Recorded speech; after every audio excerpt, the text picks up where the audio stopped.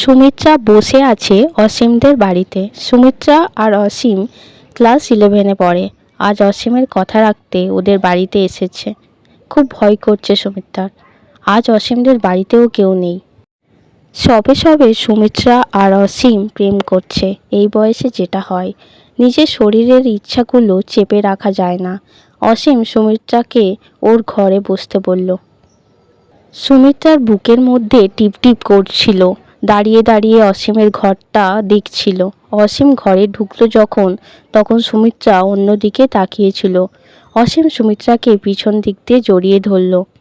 সুমিত্রার সারা শরীরে শিহরণ হলো। সুমিত্রা বলল, ছাড় অসীম, কি করছিস? কেউ এসে যাবে তো। অসীম বলল, আসবে না, কেউ বাড়ি নেই, আমি ছাড়বো না, বলে আরও জোরে জড়িয়ে ধরল। সুমিত্রা আর থাকতে পারল না, ঘুরে গিয়ে অসীমকে জড়িয়ে ধরল। সুমিত্রা বলল, তুই। বাকিটা আর বলতে পারল না। অসীম সুমিত্রার ঠোঁটে ঠোঁট দিয়ে ওকে আর কথা বলতে দিল না।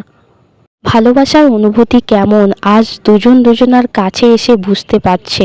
কিন্তু সুমিত্রার বারবার মনে হচ্ছিল, এটা যদি ক্ষণিকের ভালো লাগা হয়, তাহলে কি এমন করাটা ঠিক হবে?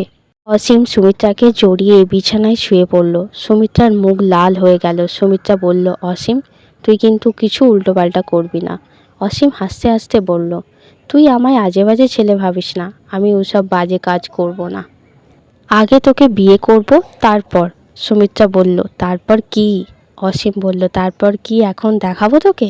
সুমিত্রা বলল, না না, মজা করছিলাম, ছাড় ছাড়। আমাদের আজকের গল্পটা ভালো লাগলে লাইক দিতে ভুলবেন না, আর অবশ্যই সাবস্ক্রাইব করে পাশে থাকবেন।